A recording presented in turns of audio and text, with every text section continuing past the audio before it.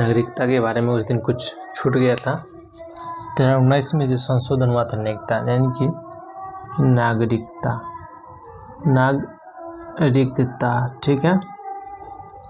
2019 में संशोधन हुआ था ना, इसमें संशोधन नागरिकता यानी 2019 में जो संशोधन हुआ था, इसमें कंडीशन था, यानी कि पाकिस्तान,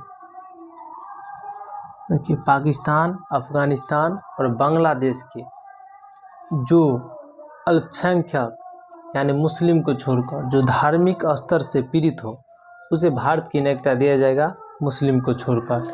इसमें यह प्रावधान किया है, यानी कि पाकिस्तान,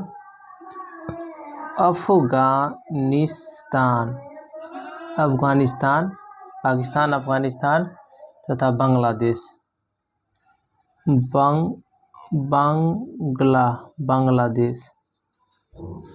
बांग्लादेश के वह व्यक्ति जो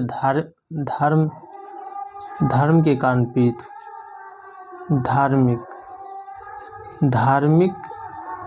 धार्मिक आधार पर पीड़ित हो, उसे भारत की नागरिकता दिया जाएगा, उसे भारत की नागरिकता प्राप्त होगा, भारत की नागरिकता प्राप्त होगा। यानी कि नागरिकता संशोधन अधिनियम 2019 में संशोधन किया गया था कि पाकिस्तान, अफगानिस्तान और बांग्लादेश के जो अल्पसंख्यक हो, मुस्लिम को छोड़कर, ठीक है, उसको जो है ना धार्मिक स्तर पर वहाँ पीड़ित किया गया हो, तो इसे भारत की नागरिकता दिया जाएगा, मुस्लिम को छोड़कर, यानी कि मुसलमान को छोड़कर, यानी कि अल्पसंख्यक को दिया जाएगा, ठीक है। मुस्लिम भारत की नागरिकता प्राप्त होगा, मुस्लिम को छोड़कर, मुस्लिम को छोड़कर, ठीक है। क्योंकि जिस देश में जिसकी जनसंख्या अधिक होता है, वहाँ पर उसे धार्मिक स्तर पर प्रताड़ित नहीं किया जाएगा, जिसके कारण जो है मुस्लिम को तो धार्मिक स्तर पर प्रताड़ना बहुत मुश्किल बात है। वहाँ पर अल्पसंख्यक को ही प्रताड़ा जाएगा। इसमें अल्पसंख्यक 5 है, अभी वर्तमान में 5 है या 6 है, यानी कि हिंदू छोड़कर सभी अल्पसंख्यक, यानी कि मुस्लिम, यानी उस देश के लिए मुस्लिम अल्पसंख्यक नहीं होगा, जैसे कि उस देश के लिए अल्पसंख्यक, अभी अल्पसंख्यक में रखा गया है हिंदू छोड़कर, यानी मुस्लिम है, दूसरा सिख है, तीसरा ईसाई है, मुस्लिम, सिख, ईसाई, पारसी, चौथा पारसी, ठीक है, मुस्लिम, सिख, ईसाई, पारसी, जैन है, और बौद्ध, जो बौद्ध धर्म की, ये है ना मुख्य स्तर पर 6 अल्पसंख्यक है, 6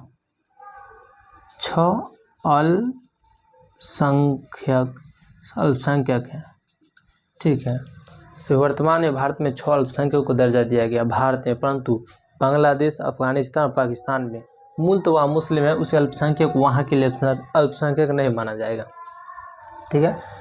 2019 में यही संशोधन किया गया था नागरिकता में, ये छूट गया था, इसलिए इसमें बता दिए, ठीक है, इसे मिटा देते हैं।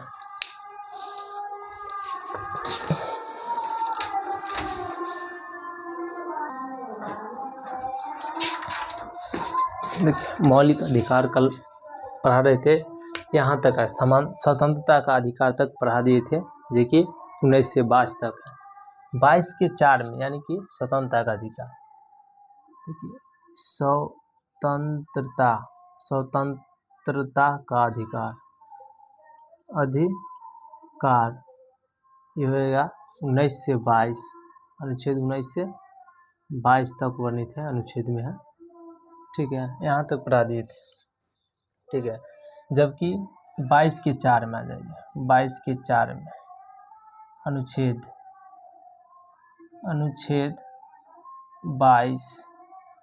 22 के 4 में कहता है, अनुच्छेद 22 के 4 में है यानी कि निवारक निरोध अधिनियम लाया गया था 22 के 4 में। निवारक निरोध अधिनियम, निवारक निरोध अधिनियम देखिए अनुच्छेद 22 में निवारक निरोध अधिनियम लाया गया। इसमें कंडीशन था आदमी को अपराध करने से पहले गिरफ्तार कर लिया जाता था, यानी अपराध करने से पहले गिरफ्तार, अपराध करने से पहले गिरफ्तार किया जाता था, किया जाना। ठीक है, अपराध करने से पहले गिरफ्तार किया जाता था इस अनुच्छेद के तहत, और 3 माह के लिए अधिकतम 3 माह के लिए नज़रबंद किया जाता था। अधिकतम 3 माह के लिए इसे नज़रबंद किया जाता था, बंद किया जाता था। और इससे अधिक समय लेना होता तो जो है बोर्ड से, यानी कि निवारक निरोध अधिनियम बोर्ड है, उससे बोर्ड से सलाह लेना होता था। ठीक है, निवारक बोर्ड अधिनियम से सलाह लेना होता था, यानी कि 3 माह से अधिक के लिए बोर्ड से सलाह लेना होता था।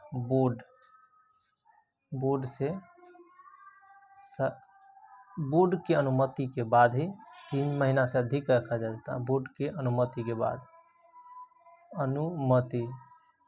जब बोर्ड की अनुमति मिल जाता तब वह 3 माह से ज़्यादा दिन तक के लिए रख सकता था। ठीक है, निवारक निरोध अधिनियम।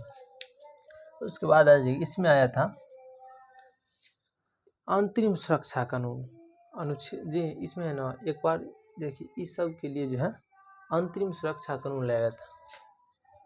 अंतरिम सुरक्षा कानून। ठीक है, अंतरिम सुरक्षा कानून जरा मीसा कहता है, मीसा 1971 में आया। अंतरिम सुरक्षा कानून यानी मीसा 1971 में आया है। ठीक है, राष्ट्रीय सुरक्षा कानून,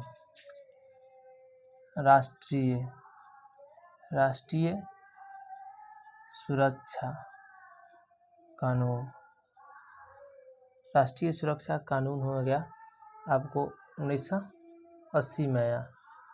राष्ट्रीय सुरक्षा कानून देखिए, आंतरिक सुरक्षा कानून 1971 में, आंतरिक गड़बड़ी के कारण जो सरकार कदम उठाया था वही के लिए आंतरिक सुरक्षा कानून 1971 में लाया गया, और राष्ट्रीय सुरक्षा कानून 1980 में लाया गया। ठीक है, उसके बाद टाडा,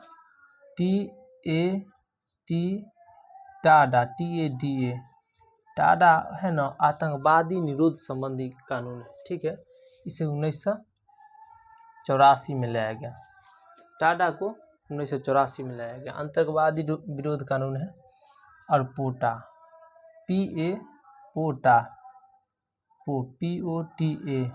लाया गया था 2001 में। ये भी आतंकवादी संबंधित कानून है। टाडा 1984 में लाया गया, पोटा 2001 में। इस सब को समाप्त कर दिया गया वर्तमान में। ठीक है, इस सब को समाप्त कर दिया गया, कड़ा कानून था। उसके बाद आपको है ना UAPA कानून लाया गया। UAPA गैर संवैधानिक कानून, गैर संवैधानिक अपराध अधिनियम है।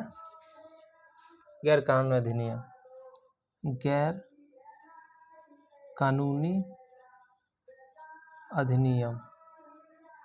अधिनियम यानी कि गैर कानूनी अधिनियम UAPA लाया गया है। जो भी व्यक्ति आतंकवाद को अपने संरक्षण देगा उसे गिरफ्तार किया जाएगा, ऐसे दंडनीय अपराध है। उसके संबंध में UAPA लाया गया है, वर्तमान में लागू है और ये लागू। ठीक है, राष्ट्रीय सुरक्षा कानून और UAPA वर्तमान में अभी भी लागू। ठीक है, यानी कि अनुच्छेद 22 कहता है निवारक निरोध अधिनियम। ठीक है, जो अपराध करने से पहले गिरफ्तार किया जाता है, यानी कि राज्य की शांति व्यवस्था बनाने के लिए पुलिस आपको 3 महीना के लिए गिरफ्तार करेगा, और ज़्यादा दिन रखने के लिए कानूनी बोर्ड से सहायता मंजूरी करना होगा। अंतरिम सुरक्षा कानून मीसा 1971 में आया है। ठीक है, आंतरिक व्यवस्थाओं को संतुलन करने के लिए इंदिरा गांधी समय अपने यूज किया था, बहुत ही मिसयूज हुआ था। राष्ट्रीय सुरक्षा कानून 1980 में आया है। टाडा आतंकवादी निरोध अधिनियम 84 में आया है। पोटा 2001 में आया है। ये सब इन्होंने समाप्त कर दिया गया। गैर कानूनी अधिनियम है ना, यूएपी अभी भी लागू है। आतंकवादी को संरक्षण देगा, उसको दंडनीय अपराध, ठीक है। उसके बाद 22 यानी कि समता या समानता, स्वतंत्रता का अधिकार, शोषण के विरुद्ध अधिकार आवश्यक है, शोषण के विरुद्ध अधिकार, ठीक है। मौलिक अधिकार में आप क्या है, शोषण के विरुद्ध अधिकार, शोषण के विरुद्ध अधिकार, शोषण के विरुद्ध अधिकार हो जाएगा 23 से 24 हो जाएगा अनुच्छेद में, ठीक है। शोषण के विरुद्ध अधिकार 23 से 24 में, ठीक है। आज ये पढ़ाई होगा शोषण के विरुद्ध अधिकार। उसके बाद होगा धार्मिक स्वतंत्रता का अधिकार, धार्मिक स्वतंत्रता का अधिकार, स्वतंत्रता का अधिकार हो जाएगा 25 से 28, ठीक है। अनुच्छेद 25 से धार्मिक स्वतंत्रता का अधिकार हो जाएगा। शिक्षा संस्कृति का अधिकार, शिक्षा और संस्कृति का अधिकार 29 से 30 आ जाएगा, अनुच्छेद 29 से 30, ठीक है। उसके बाद शिक्षा संस्कृति 30, संवैधानिक उपचार के अधिकार, संवैधानिक उपचार का अधिकार, संवैधानिक उपचारों का अधिकार अनुच्छेद 32 में, ठीक है। ये पढ़ना है, यानी कि 3 बता चुके हैं। समता स्वतंत्रता, समता समानता स्वतंत्रता का अधिकार दूसरा, तीसरा हो जाएगा शोषण के विरुद्ध अधिकार, ठीक है। शोषण के विरुद्ध का धार्मिक स्वतंत्रता का अधिकार बनाएंगे, शिक्षा संस्कृति और संवैधानिक उपचारों का अधिकार। इसमें आ जाइए शोषण के विरुद्ध अधिकार, ठीक है। देखिए शोषण के विरुद्ध अधिकार में देखिए शोषण के विरुद्ध अधिकार, विरुद्ध अधिकार ये हो जाएगा 29 से 30 में। शोषण के विरुद्ध अधिकार हो जाएगा आपको 23 से 24 अनुच्छेद में हो जाएगा, ठीक है। अनुच्छेद 23 कहता है शोषण के अनुच्छेद 23 में, अनुच्छेद 23 हो जाएगा आपको। देखिए शोषण के विरुद्ध अधिकार 23 से 24, यानी कि बलात्श्रम निषेध अनुच्छेद 23 में, ठीक है। अनुच्छेद 23 में हो जाएगा बलात्श्रम निषेध, अनुच्छेद 23 बलात्श्रम, शोषण के विरुद्ध 23 से 24, बलात्श्रम निषेध और बेगारी, यानी कि अनुच्छेद 23 में बलात्श्रम निषेध और बेगारी। बलात्श्रम यानी कि किसी से आप जबरदस्ती काम नहीं करवा सकते, ठीक है। और बेगारी यानी कि जब आप किसी से काम करवा करके पैसा नहीं रख सकते, उचित पैसा देना होगा, ठीक है। बेगारी मतलब कि बिना पैसा का काम करवाना नहीं कर, मतलब कि अब किसी से ज़बरदस्ती काम नहीं करवा सकते हैं और काम करवाने के बाद उचित पैसा देना होगा। ये नहीं है उसे मजदूरी है 350 रुपया और दे दीजिएगा आप 50 रुपया, ठीक है। 24 में हो जाएगा शोषण के विरुद्ध अधिकार, यानी कि 24 में हो जाएगा अनुच्छेद 24 में हो जाएगा, ठीक है। 14 वर्ष से कम उम्र के बच्चों को जोखिम भरे काम में नहीं लगाएंगे, यानी फैक्ट्री में नहीं लगाएंगे। 14 वर्ष से कम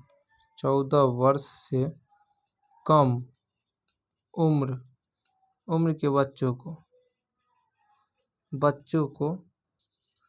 जोखिम भरे काम में नहीं लगाना, जोखिम भरे काम यानी कारखाना में नहीं लगाना है, कारखाना में नहीं लगाना है, ठीक है। जोखिम भरे काम यानी कि अनुच्छेद 24 में कहता है 14 वर्ष से कम उम्र के बच्चों को जो है जोखिम भरे काम में नहीं लगाना। ठीक है, उसके बाद आ जाइए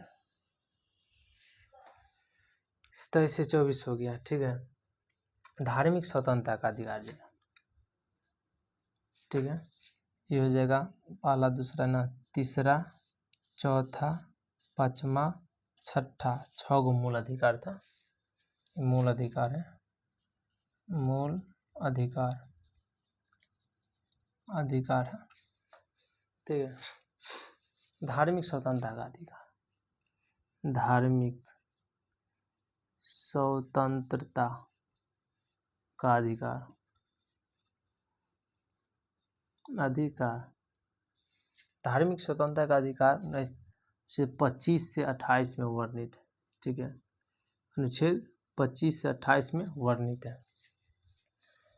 ठीक है, अनुच्छेद 25 में कहता है, अनुच्छेद 25 में जो आप किसी भी धर्म को मान सकते हो और आचार प्रचार कर सकते हैं। यानी कि किसी भी धर्म को मानने, किसी भी धर्म को मानने आचार प्रचार करने, आचार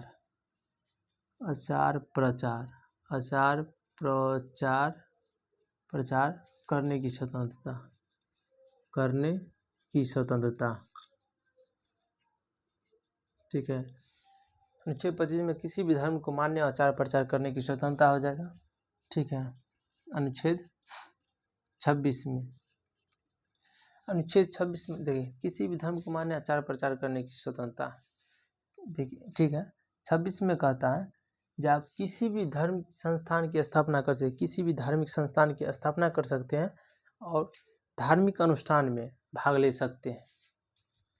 धार्मिक संस्थान की स्थापना करना यानी धार्मिक संस्थान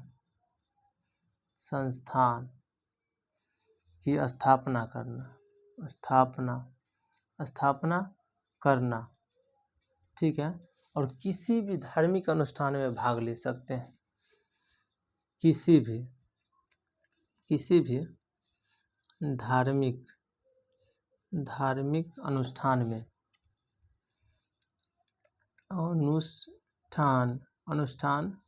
में भाग ले सकते हैं, ठीक है। देखिए अनुच्छेद 26 कहता है, अनुच्छेद 26 धार्मिक संस्थान की स्थापना यानी कि आप किसी भी धर्म की संस्थान की स्थापना कर सकते हैं और किसी भी धार्मिक अनुष्ठान में भाग ले सकते हैं, आपसे कोई मना नहीं करेगा। ठीक है, अनुच्छेद 27 कहता है धार्मिक संस्थान की स्थापना के लिए जो पैसा चंदा दिया जाता है उसमें टैक्स से छूट किया गया है, यानी कर नहीं देना पड़ता है। धार्मिक संस्थान की स्थापना में जो पैसा दिया जाता है उसे टैक्स से छूट किया जाता है। यानी कि ठीक है, मंदिर मस्जिद में जो चंदा दिया जाता है, देखिए मंदिर मस्जिद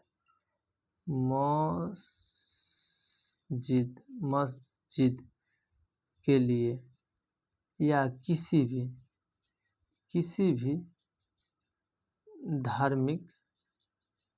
धार्मिक संस्थान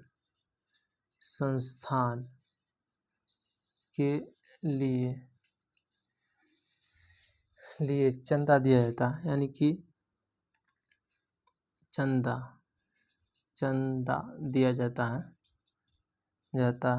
है उसे कर से छूट किया गया, छूट है, यानी सरकार को कर नहीं देना पड़ता है। यानी धार्मिक संस्थान से जो पैसा आता है उसे सरकार टैक्स नहीं लेगी। ठीक है, अनुच्छेद 28 में कहता है,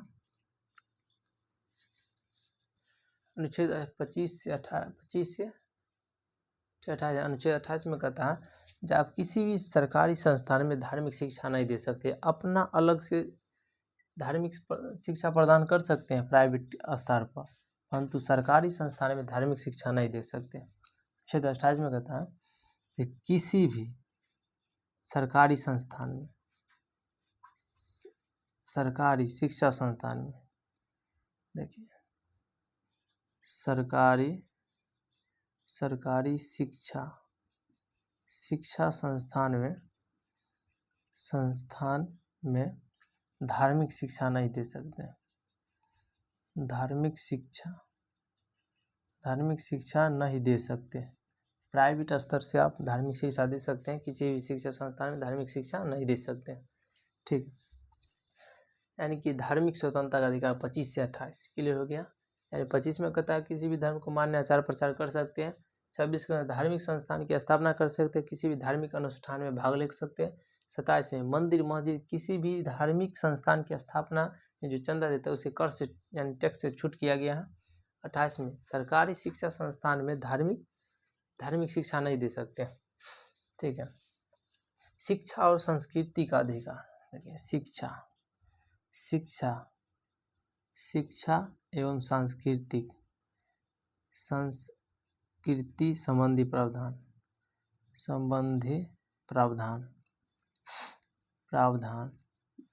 29 से 30 में 29 से 30 यानी कि अल्पसंख्यकों का हितों का संरक्षण, यानी कि देखिए 29 में क्या कहता है अनुच्छेद 29 में है अल्पसंख्यकों के हितों का संरक्षण।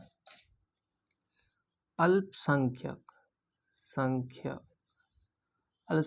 के हितों का संरक्षण है,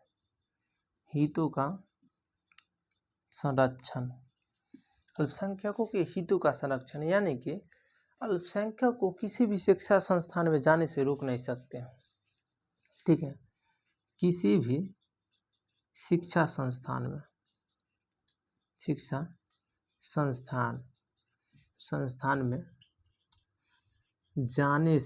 जाने से रोक नहीं सकते।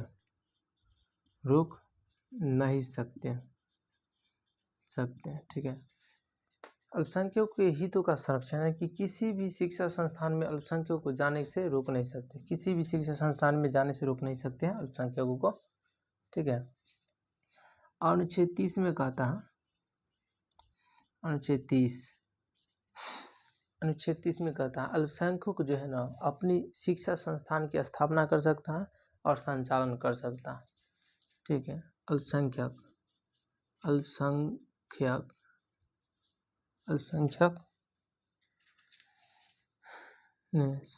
शिक्षा संस्थान की स्थापना, शिक्षा संस्थान की स्थापना कर सकता करेगा और संचालित कर सकता है अपना अनुसार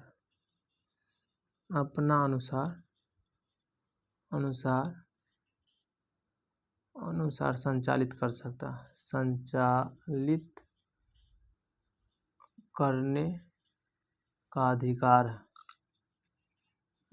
है। यानी कि जो विलुप्त होने जा रहा है उससे आप जो अल्पसंख्यक है उसे बचा सकते हैं, यानी कि अपने शिक्षा संस्थान की स्थापना कर सकता है, उसमें अपनी संस्कृति को बचाने के लिए वो संचालित कर सकता है, स्थापना कर सकता है। ठीक है। 29 से 30 हो गया। उसके बाद हो गया शिक्षा और संस्कृति का 29 और संविधान के उपचार का अधिकार। देखिए संवैधानिक उपचार का अधिकार ये 6ठा मौलिक अधिकार है, 6 मौलिक अधिकार है। संवैधानिक उपचारों का अधिकार अनुच्छेद 32 में है। ठीक है। संवैधानिक उपचारों का अधिकार अनुच्छेद 32 में। अनुच्छेद 32 को अंबेडकर जी ने आत्मा लिखे, संविधान की आत्मा अनुच्छेद 32 को लगे। ठीक है। अनुच्छेद 32 के तहत यानी कि जो मौलिक अधिकार की रक्षा के लिए अनुच्छेद 32 के तहत सुप्रीम कोर्ट 5 प्रकार के रिट जारी करता है, जबकि हाई कोर्ट 226 अनुच्छेद के तहत 5 प्रकार के रिट जारी करता है। ठीक है। मौलिक अधिकार की रक्षा के लिए तो संवैधानिक उपचारों का अधिकार का अंबेडकर जी आत्मा लगा। ठीक है। ये जो है ना अनुच्छेद 32 इसके तहत supreme court, SC supreme, SC यानी कि सुप्रीम कोर्ट, ऐसे SC लिखते हैं, सुप्रीम कोर्ट को शॉर्ट में SC लिखते हैं, ठीक है। सुप्रीम कोर्ट 5 प्रकार के रीट जारी करता है, 5 प्रकार का रीट जारी करता है मौलिक अधिकार की रक्षा करने के लिए, ठीक है। ये रीट हो जाएगा 5। पहला हो जाएगा बंदी प्रत्यक्षीकरण, दूसरा परमादेश, तीसरा प्रतिषेध, अधिकार परीक्षालेख, उत्प्रेषण, यानी कि 5 प्रकार की। बंदी प्रत्यक्षीकरण,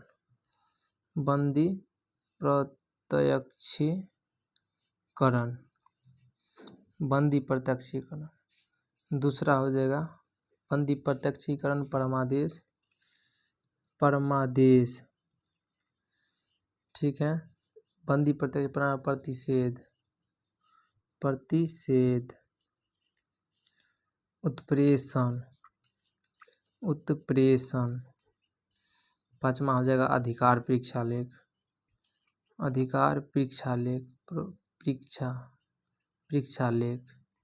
शब्द पुनः ध्यान दीजिएगा, गलती है। बंदी प्रत्यक्षीकरण, परमादेश, प्रतिषेध, उत्प्रेषण और अधिकार परीक्षालेख, ये 5 प्रकार के रीट सुप्रीम कोर्ट जारी करता है मौलिक अधिकार की रक्षा के लिए। इसी प्रकार से हाई कोर्ट भी यही रीट जारी करता है 226 के तहत अनुच्छेद, ठीक है। हाई कोर्ट भी यही के तहत करता है।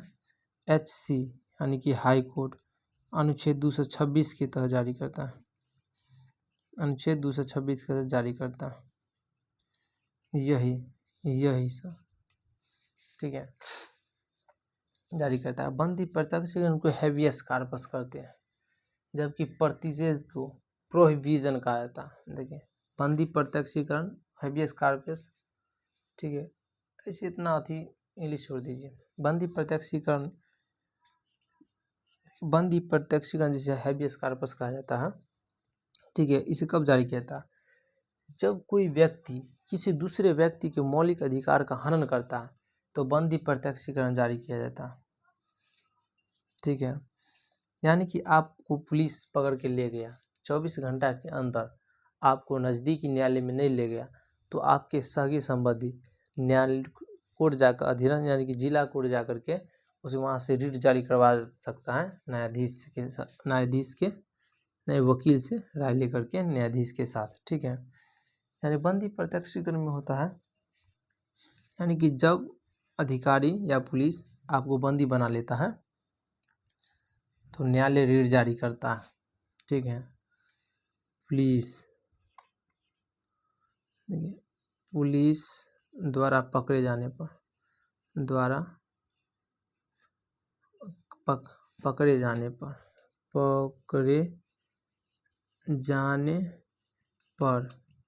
24 घंटा के अंदर नहीं उपस्थित कराने पर न्यायालय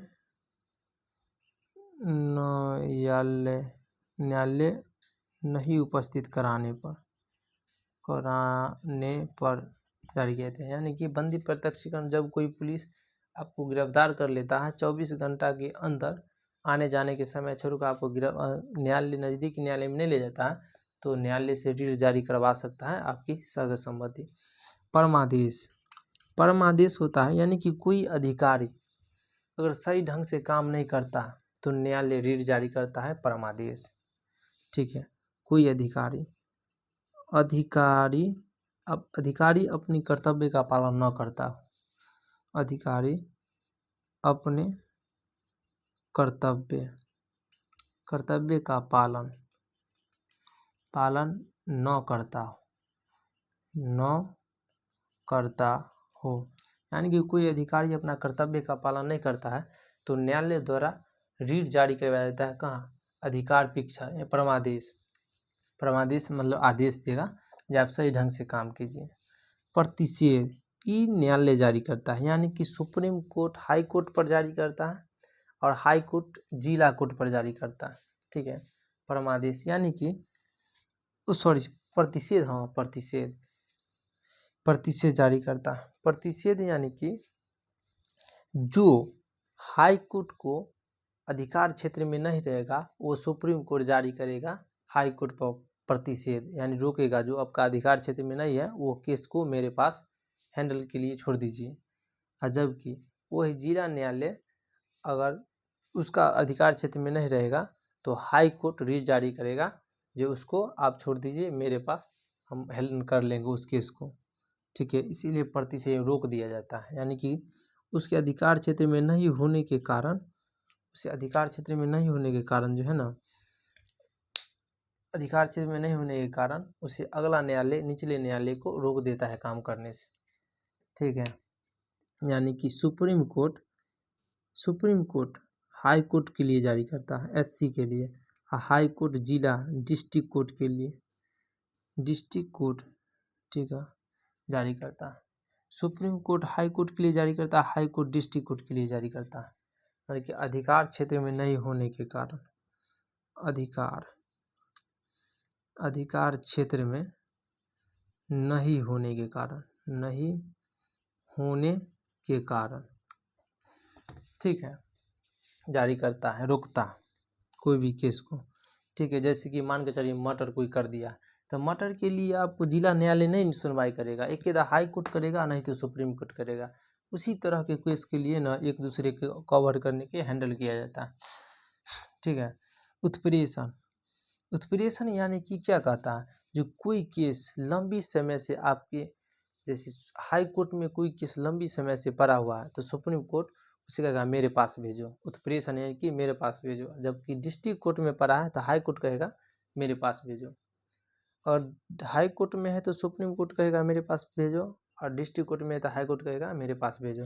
उत्प्रेषण ये होता है लंबी समय से, ये भी वही कंडीशन है। ठीक है, ये भी वही कंडीशन है, इधर भेजेगा। ठीक है, यानी कि लंबित मुकदमे को, अधिक समय से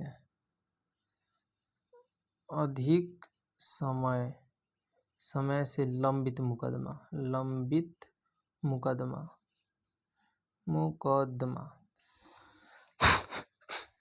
ठीक है, उत्प्रेषण मतलब अधिक समय से लंबित मुकदमा को एक दूसरे ट्रांसफर करवाएगा। ठीक है, जबकि यहाँ कहते हैं अधिकार परीक्षा ले, और अगर कोई अधिकारी अपने अधिकार से बड़ा काम करता है, मान के चलिए कोई भी टीचर है, उसका काम है पढ़ाना, और वो प्रिंसिपल का काम करने लगे प्रिंसिपल के जगह पर, तो उसके लिए रीट जारी करवा सकते हैं आप अधिकार परीक्षा लेके, किस अधिकार से आप प्रिंसिपल वाले काम करते हैं। यानी कि आपको मास्टर का काम है तो प्रिंसिपल के काम कैसे करते हैं, या कोई अधिकारी, मान कर लिए थानाध्यक्ष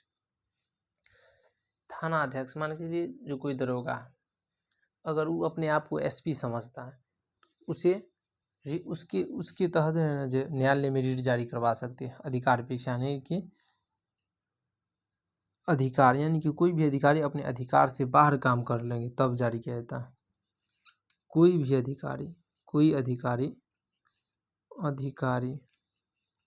अधिकारी अपने काम क्षेत्र से बाहर काम करने लगे,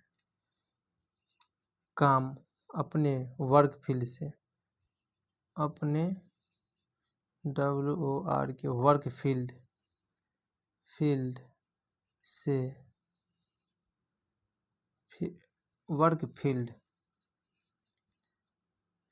से बाहर काम करने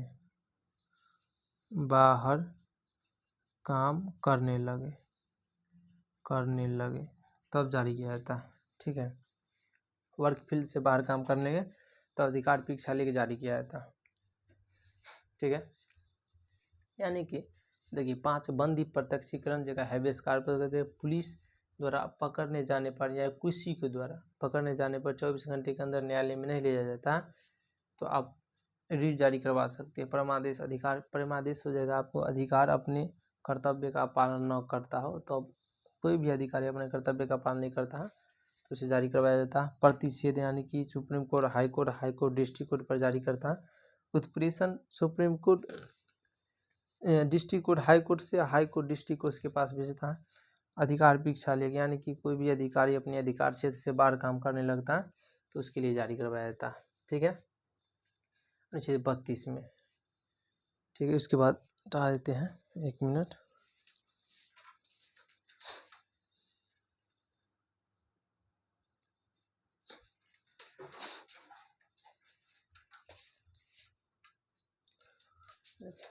अब अनुच्छेद 33 आ जाइए। ठीक है, यानी कि अभी तक मौलिक अधिकार चलता है। ठीक है, मौलिक अधिकार है, मौलिक अधिकार अधिकार चला है।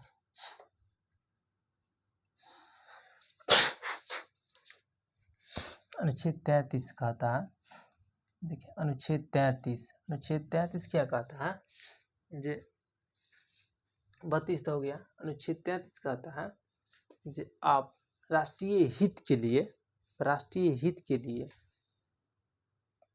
सेना, गुप्तचर और सेना, गुप्तचर और मीडिया के मौलिक अधिकार कम किया जा सकता है। क्या है? सेना, गुप्तचर और मीडिया के मौलिक अधिकार को सीमित किया जाता है राष्ट्रीय सुरक्षा के लिए, राष्ट्रीय हित के लिए। ठीक है, राष्ट्रीय हित के लिए कौन कौन? मीडिया, देखिए सेना हो जाएगा, सेना। ठीक है, मीडिया, सेना, गुप्तचर और मीडिया।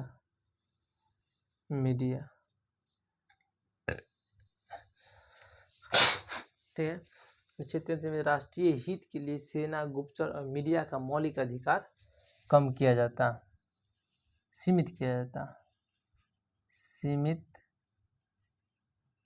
किया जाता, नहीं तो बाद में राष्ट्रीय हित में दिक्कतें आने लगी। मान के चलिए कोई सीक्रेट बात है और बता देगा खुफिया एजेंसी, मान के चलिए खुफिया एजेंसी है कोई, ठीक है, वो अपना रिटायर के बाद अपना कोई बात शेयर करेगा, उससे राष्ट्रीय हित में नुकसान हो सकता है। इसीलिए उसे जो है ना सीमित किया जाता है उसका मौलिक अधिकार को। ये कहेगा कल हमारा बोलने का अधिकार है, अनुच्छेद 19 के तहत हम बोल सकते हैं, तो नहीं, उसके लिए सीमित कर दिया जाता है, राष्ट्रीय हित में कोई दिक्कत ना हो। ठीक है, अनुच्छेद, ठीक है, अनुच्छेद 33 है। अनुच्छेद 34 में क्या होता है? ठीक है, अनुच्छेद 34 में मार्शल लॉ का, यानी कि सेना कानून लागू होता है, यानी मार्शल लॉ। अनुच्छेद 34 के तहत देश के किसी भी क्षेत्र में मार्शल लॉ लागू कर दिया जाता है, यानी सेना कानून, मार्शल लॉ, सेना कानून देश के किसी भी क्षेत्र में लागू किया जा सकता, देश के किसी भी क्षेत्र में, किसी भी क्षेत्र में लागू किया जा सकता, लागू किया जाना। ठीक है, लागू किया जाना, यानी कि सेना कानून या देश के किसी भी क्षेत्र में लागू किया जा सकता है, मार्शल लॉ जिसे कहते हैं, मार्शल। ठीक है, मार्शल लॉ। ठीक है, मार्शल लॉ के समय जो है ना सभी मौलिक अधिकार को सीमित कर दिया जाता है, सेना का कानून लागू हो जाता। ठीक है, अनुच्छेद, ठीक है, अनुच्छेद मार्शल लॉ है। और कोर्ट मार्शल यानी कि सेना का एक अलग न्यायालय होता है, ठीक है, उसे कोर्ट मार्शल कहते हैं। और मार्शल लॉ यानी कि सेना का कानून लागू होता है, कोई भी प्रकार की अगर सेना गड़बड़ी करता है तो कोर्ट मार्शल होता है, नहीं कोर्ट मार्शल अलग न्यायालय में उसके लिए जाया जाता है। ठीक है, अनुच्छेद 35 में कहता है संसद जो है ना मौलिक अधिकार को लागू करवाएगा। अनुच्छेद 35 में संसद मौलिक अधिकार को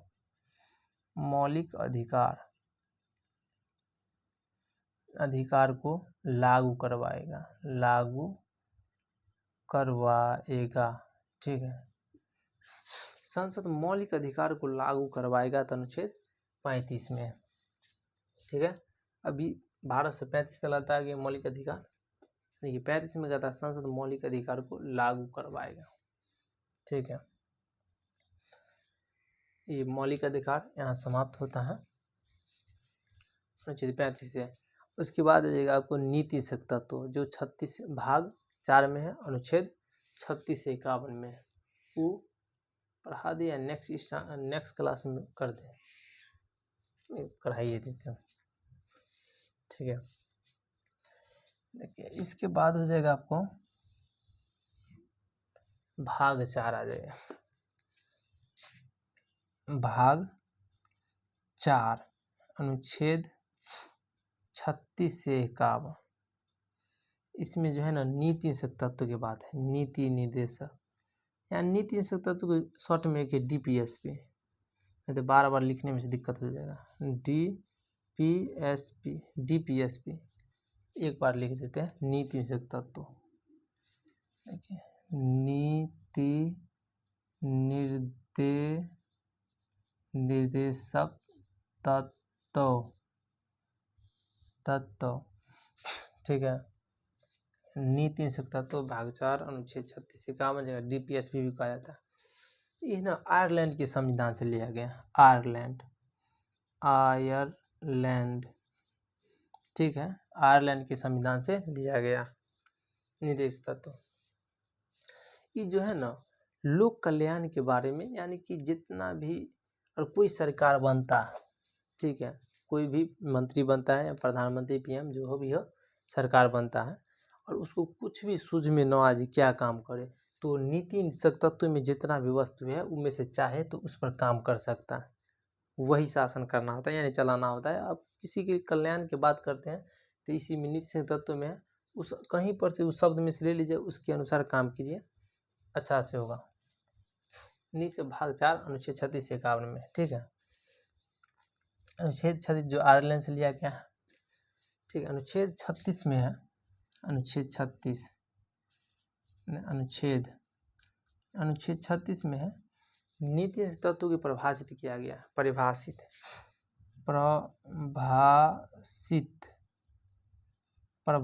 किया गया,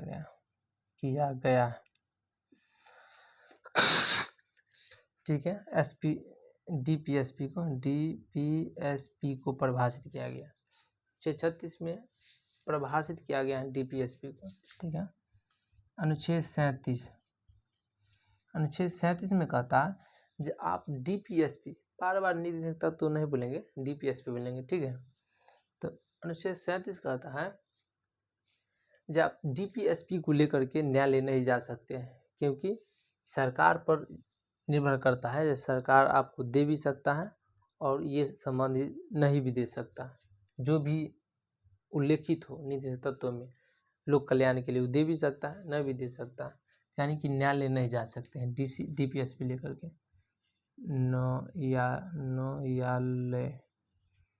न्यायालय नहीं ले जा सकते, नहीं जा सकते हैं DPSP को लेकर,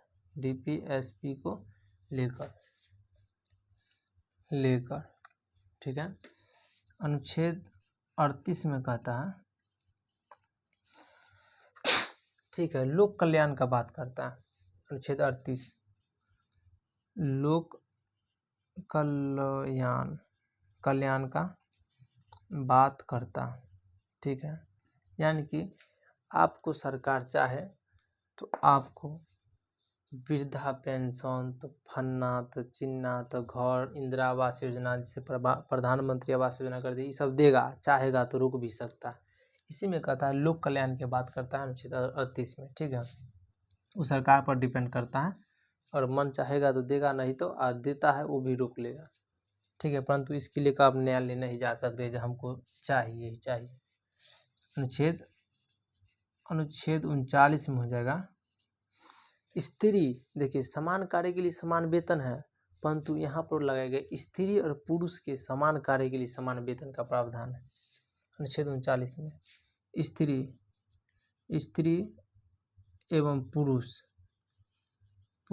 स्त्री और पुरुष के लिए, ठीक है, समान कार्य का समान वेतन का प्रावधान। समान कार्य के लिए समान वेतन, समान कार्य के लिए समान वेतन का प्रावधान है। वेतन का प्रावधान है। यह जो है ना सिर्फ सरकारी संस्थान में लागू होता है। जो स्त्री को जितना पैसा मिलता है उतना पुरुष को मिलता है। प्राइवेट स्तर पर हालांकि देखा जाता है कम ही देता है लेडीज को, सरकारी स्तर पर भरपूर इसे उपयोग किया जाता है। 40,000 अगर मास्टर का तनख्वाह है, पुरुष को तो स्त्री को भी 40,000 रुपया तनख्वाह। यहाँ प्राइवेट उसको छोड़ दीजिए, हटाइए।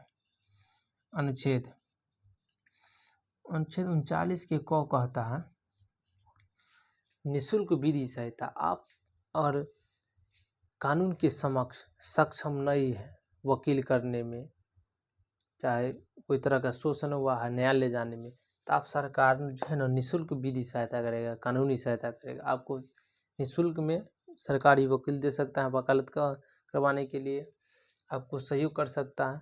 आप तो सक्रिय है बहुत सारा, मतलब कि आप न्यायालय बहुत सक्रिय है कि कोई भी आपको शोषण करता है आप नहीं जा सकते, या कोई वीडियो से आपको पता चल गया सुप्रीम कोर्ट को, तो सुप्रीम कोर्ट वहाँ से आदेश जारी करके उसे पकड़वाने के लिए खुद भेजा सकता है। आप नहीं गए तब पर भी, इतना सक्रिय है।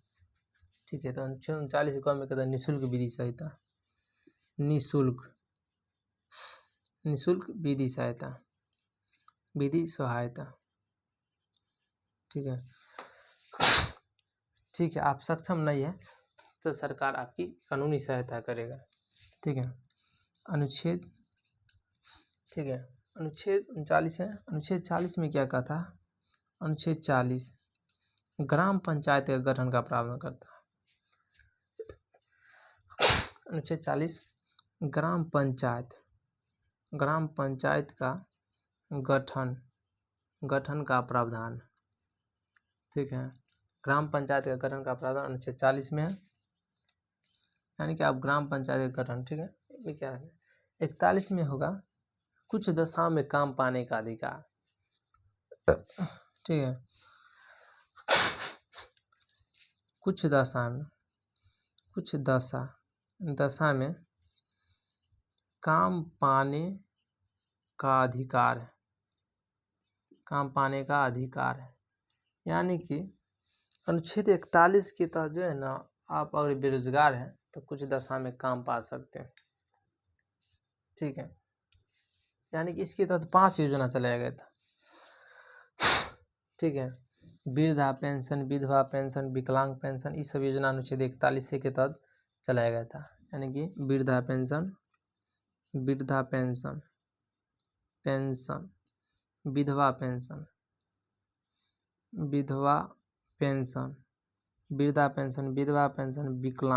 विकलांग, ठीक है,